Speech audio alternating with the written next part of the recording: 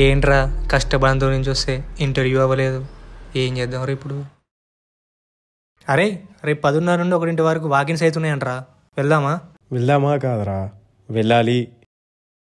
ఏముందమ్మా, ఇంటర్వ్యూ అంతా తీసుకొని ₹1,00,000 కట్టమన్నారు. ఇంటర్వ్యూకి పోయిన ప్రతి చోట ఏదో ఒక ట్విస్ట్ అయిందిరా మనకి.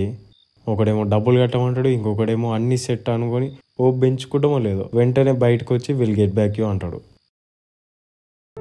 మామ ఈ షర్టు బాగుంది కదా? కళ్ళకి నచ్చితే సరిపోరా, జేబుకి కూడా నచ్చాలి. మన అమ్మ నాన్న కష్టపడుతున్నారని మనకు తెలియదారా? వాళ్ళు కష్టపడుతున్నారనే కదరా మంచి కాలేజీలలో సీట్ వచ్చినా సరే ఫీజు ఎక్కువ అని టైర్ 3 కాలేజీలలో జాయిన్ అయింది. ఆయన 1 కేజీ చికెన్ ఇవా? హాయ్ మనీ, బీటెక్ అయిపోయినట్టుంది కానీ ఇది ఏం చేస్తున్నావు ఇప్పుడు? అయిపోయిందన్న, జాబ్ సర్చింగ్. అవునా, ఏం రాలే నీకు కాలేజ్కి వచ్చే జాబ్లల్లా? మా బాబాయ్ కొడుక్కి కాలేజ్ ఉన్నప్పుడు జాబ్ వచ్చింది తెలుసా? అవునా,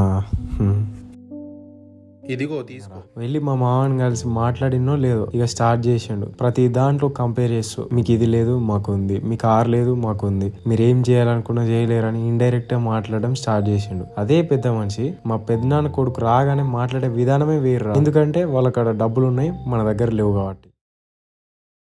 ఇట్లయితే కష్టం రా, ఏదో ఒకటి చేసి మన లైఫ్ స్టైల్ మార్చుకొని మనం ఏంటో చూపించాలిరా ఒక్కొక్కరికి.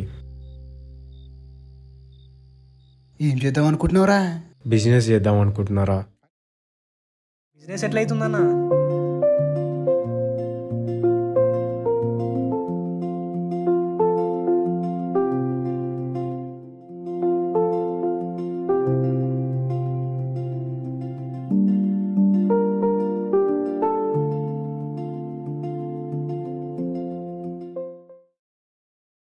అలా మేము ఫస్ట్ ఇన్వెస్టర్ని చాలా హోప్స్తో కలిసాం. కానీ గెస్ వాట్, అది జరిగింది. ఇలా ఎన్ని జరిగినా గివ్ అప్ ఇవ్వలేదు కాబట్టి ఇప్పుడు ఇలా స్నాక్స్ ఫ్రాంచైజెస్ అండ్ రెస్టారెంట్స్తో ఇది మా జర్నీ.